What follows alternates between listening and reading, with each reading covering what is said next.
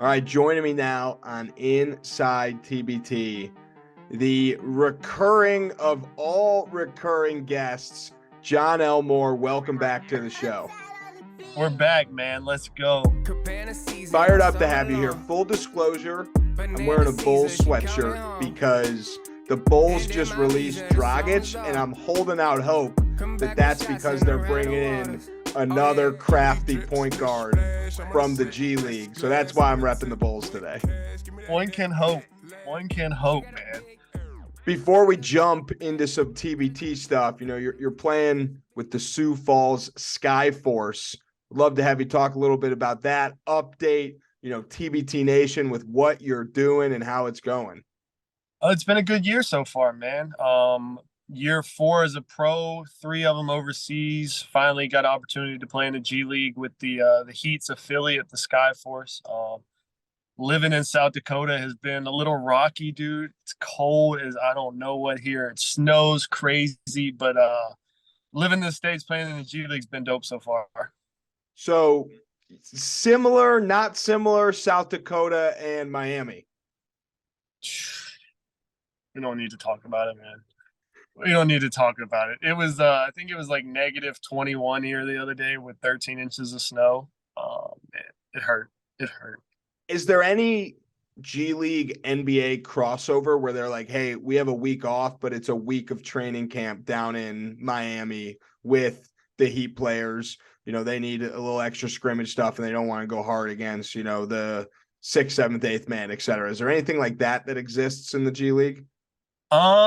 Not really. One instance though, we just had a guy who's under an NBA contract with the Heat.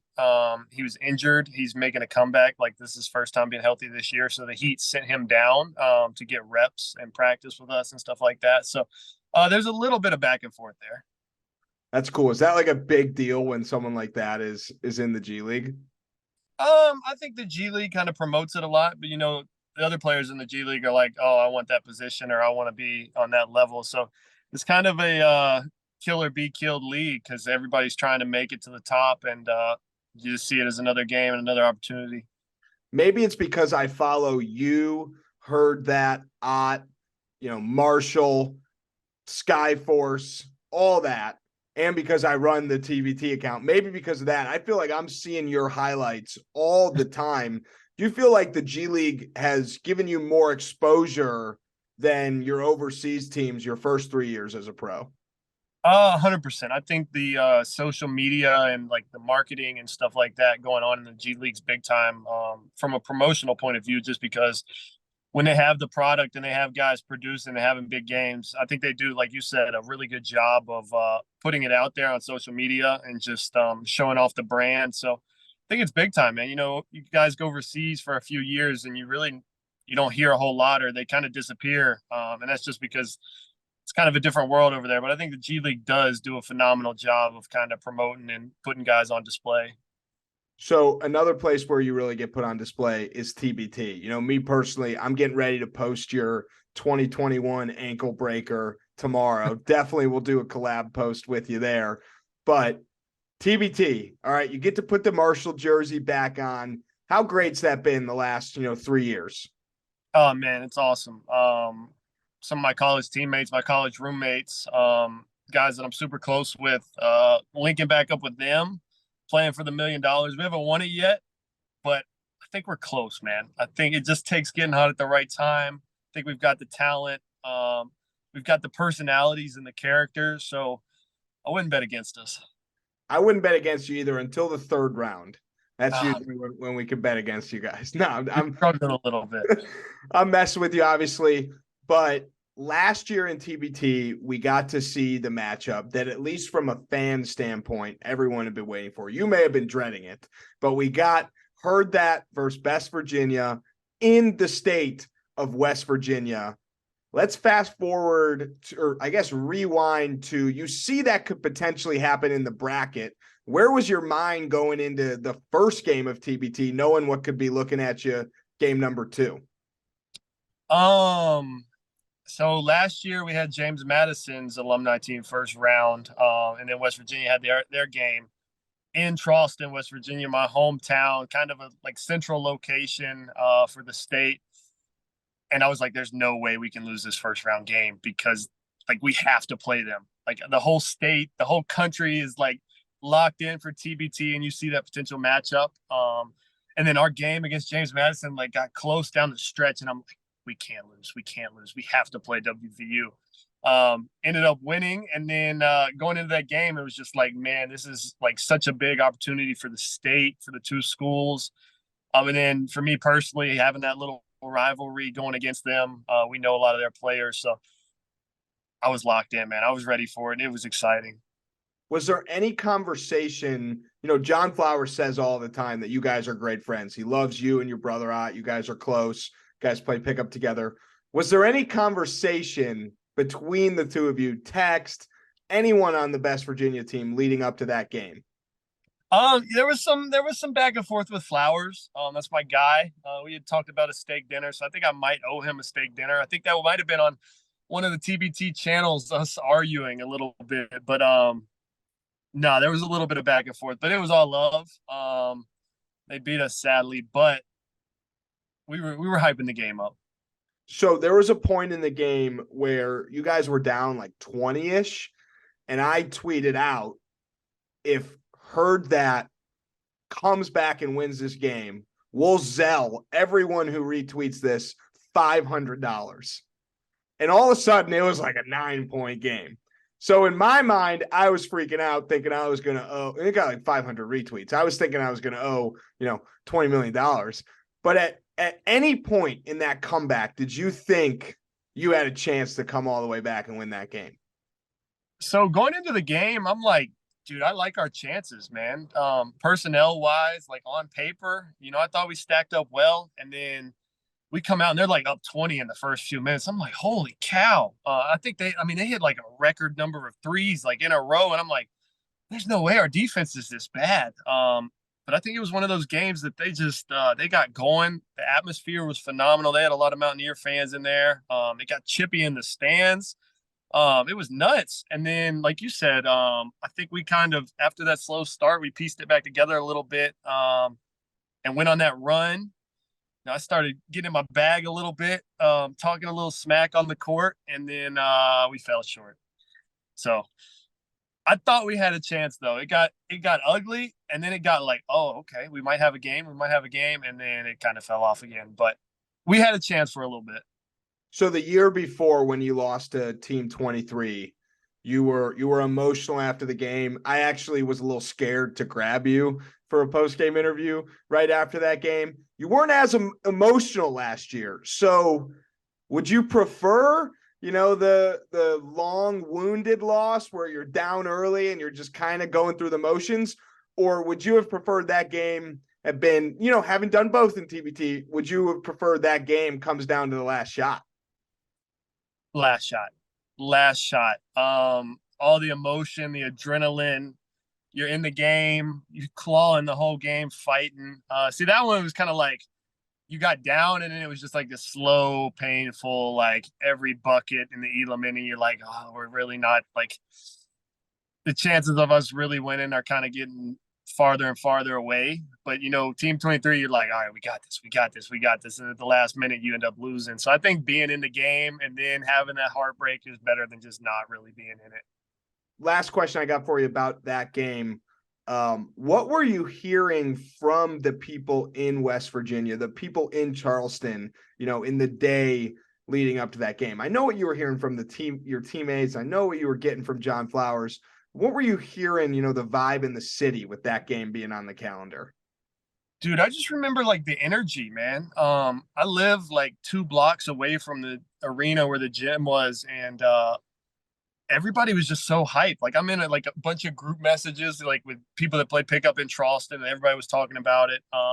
Social media was booming at the time. Marshall fans and West Virginia fans were just constantly going back and forth at each other, little brother, big brother, yada, yada, yada. And I just remembered like how much attention and how much energy was surrounded like with the game. So it was one of the more memorable summers, honestly, even though we ended up losing. All right, I got 2 more questions for you. Both are a little fun. The first one is, if you got dropped into a Marshall game right now, how many points do you think you could score? Realistically, not like 120. Realistically, let's say you shoot 65, 70%. So a little better than you normally shoot because the defense is not, quite as good as the G League. How many points do you think you score? Oh man, never thought about that. So I'd say I averaged 20 my senior year, and I'd say I'm better now than I was my senior year. Okay, I'd say a lot better now than I was my senior year. Oh man, you got to go up. I'd say upwards of 20. I pass the ball a little bit here and there. So I can't put a number on it, but I'm getting buckets. I'm filling it up. All right, follow-up question, which is not the final question, just a follow-up based on your answer. If Jon Elmore got dropped on Marshall right now, same premise, are you guys the favorite to win March Madness? Yeah, we're bringing home a natty. All right. We are home and natty odds makers in Vegas. Marshall is the favorite. All right, I love that. I think we got to make that happen. You're bringing home a natty. I agree. If only there was a tournament, let's say in the summer, where you could rep Marshall again. Wouldn't that be fun? Great opportunity. Great opportunity. So I heard a rumor from Mr. Flowers. He said you are being heavily recruited by Best Virginia to play with them. My question to you is not, will you play with Best Virginia? Because I'm sure I'll get that answer when the time comes. The question is, are you actually being recruited by Best Virginia? There's been some, let's say, text message threads created with some recruiting pitches and why it would work and what could be done and stuff like that. But other than that, I don't know, man. I think we both should make it happen so that we could see Ott rep some West Virginia gear, because that would just be about as good as it gets. I don't know, man. Heard that has become such a staple of the TBT, and we've had our games and had our moments where we've had chances to win and make that run for the money. So, I don't know, man. We'll see what happens. All right, if you could pluck any, last question, if you could pluck any TBT player from the whole tournament from last year and add him to Herd That, who would it be? Oh, wow.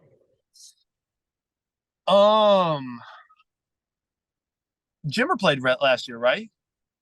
Dude, me and Jimmer in the backcourt together? Oh, my goodness. Can we make that happen? I think we can make it happen.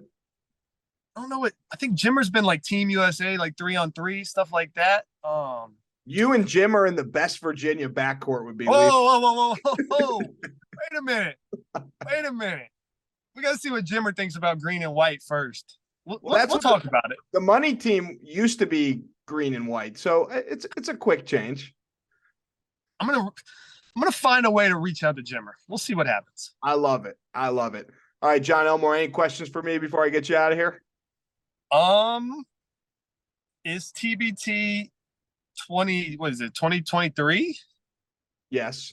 Gonna be as exciting as TBT 2022? Well, I think that question is up to you, which is Herd That going to make it to the third round? Because if the answer to that is yes, then the answer to your question is it's going to be more exciting. I mentioned odds makers in Vegas and all that. Don't bet against Herd That. There we go. Jon Elmore, appreciate you taking the time as always. Catch up with you soon. Good seeing you, my guy. Blacking out early, that's the shit I don't like. Been getting paid since I was riding on the bike. Hit the pedal with the 8th, hopping on the 9th flight. I've been chilling out of sight, I'll be at the bar tonight. Told the bartender, go and take my card to swipe. You try the same thing, but your card get declined. White rappers nowadays, no, we're not too hard to find. I'm so dapper with my ways, I'm gonna linger in your mind. Always told me good things will come to those who are patient, but I've been way too patient, writing bars in my basement. I'm anxious in the real world, it's time for me to say this. The basics, the talent in my mind, I can't waste it. My life is too safe, it's my time for risk taking. I'm baking my mind every day, it's the same ish. Lazy, my grind busting through the pavement. Rock with it and lean with it. My team winning, my team winning. Now rock with it and lean with it. My team turn up when I spit it. Now rock with it and lean with it. My team winning, my team winning. Now rock with it and lean with it. My team turn up when I spit it. Don't think that I'm playing because I'm saving the game, and I said that I will be more because oh yeah, that is so raving, racing and pacing around all these lames in my lane, out my way, unless you're trying to pay me. Not from the playpen, it's coming from the jungle. When you hear the bell, you better be ready to rumble, because I'ma grab the gloves and I'm gonna flex my muscles. Go ahead and spit some bars, but you're probably just gonna mumble. A lot of rappers these days really need to get them humble, cause they think they at the top, they better stop before they stumble. Cause I'm swiping all their biddies while they swiping right on Bumble. And your girlie calls me daddy, but she only calls you uncle. But no, we not related, homie, no, we not some fam. You never get in clubs, you can't even get in sand. You never get in dubs like the Browns from the land. When push comes to shove, wave that towel in your